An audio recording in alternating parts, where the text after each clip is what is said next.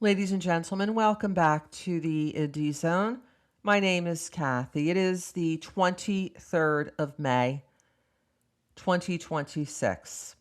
The case of Idaho versus Kohberger was deemed closed upon Mr. Kohberger's sentencing by Judge Stephen J. Hippler back on July 23rd, 2025. Yet, for reasons not clear, this case, which was highly sealed from the public, remains still, for the most part, sealed from public disclosure at this point, nearly a year after the closure of this extremely high-profile case.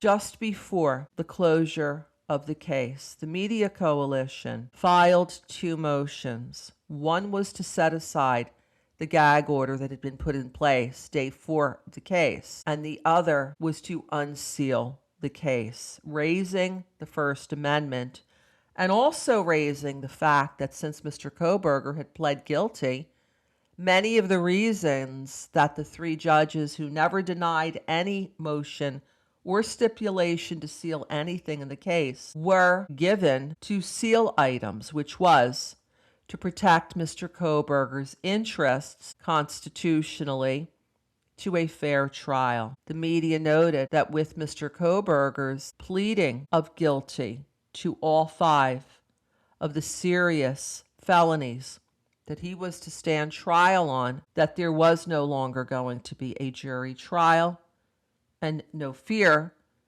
that any rescinding of that gag order might taint a jury.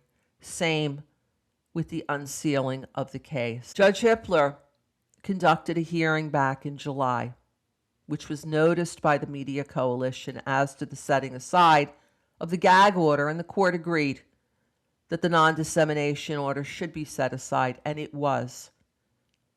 As to the second issue, which was not even noticed that day, and there is nothing in the court file in terms of a written court order, on the media's second filing of July 2025, seeking the making public of the many, many documents, information, evidence under seal. He denied that motion verbally from the bench at the time of the hearing on the non-dissemination order was before the court. And he announced a process where he would be looking at the case, starting from the end of the case and working backwards, making decisions as to whether documents under seal should remain under seal or should be opened to the public.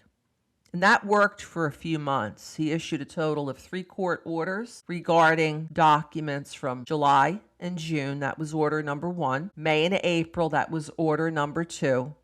And also January, February, and March 2025. That was order number 3. And that's on the court docket December 18th, 2025.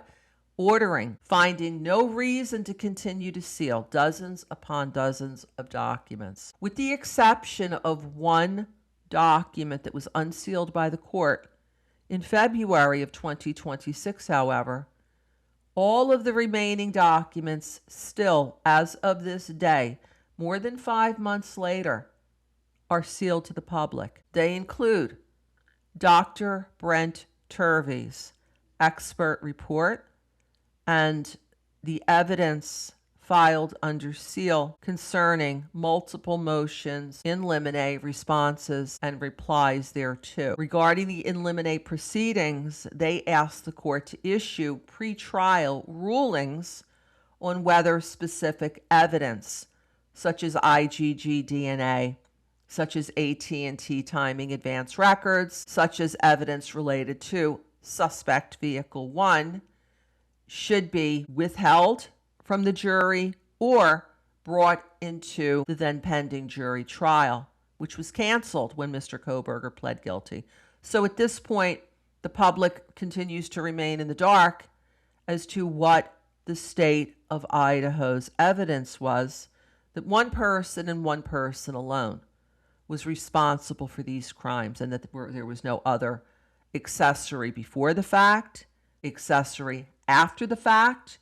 There was no co-conspirator, and there was no alternative perpetrator. As of this morning, those documents still remain under seal, and the process to unsealing has completely come to a halt, with no explanation from Judge Hippler as to why he's reversed his order that the case would be unsealed, as he did back in July and August of 2025. We will continue to monitor the situation and provide you with updates as they arise. Thank you for joining us here today.